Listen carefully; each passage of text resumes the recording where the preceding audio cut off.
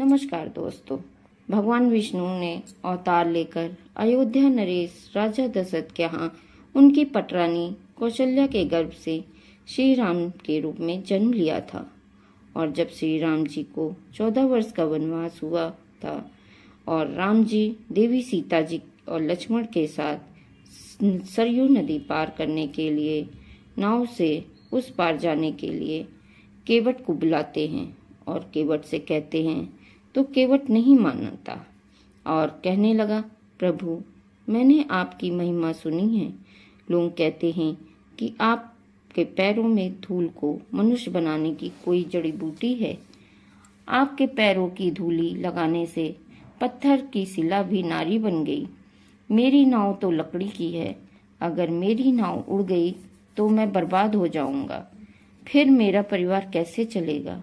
मैं तो इस नाव से पूरे परिवार का पालन पोषण करता हूँ।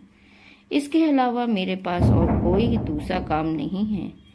फिर भी आप इस नाव से उस पार जाना चाहते हैं तो पहले मैं आपका पैर धोऊंगा।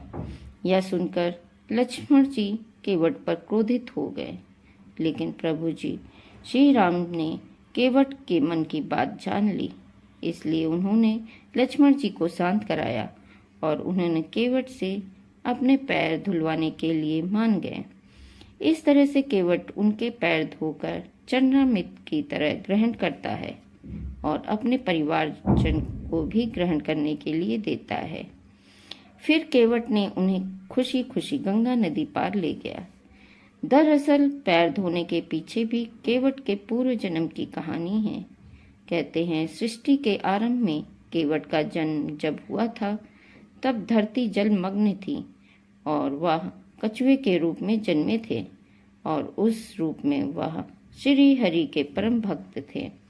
तब उस कछुए ने मोक्ष पाने की हार्दिक इच्छा के साथ विष्णु जी के अंगूठे के स्पर्श की असफल कोशिश की थी, लेकिन जब वह प्रभु श्री राम के पैर को जैसे ही छूने की कोशिश करते वैसे ही शेषनाग क्रोध कर फुफकार कर उसे डराकर भगा देते।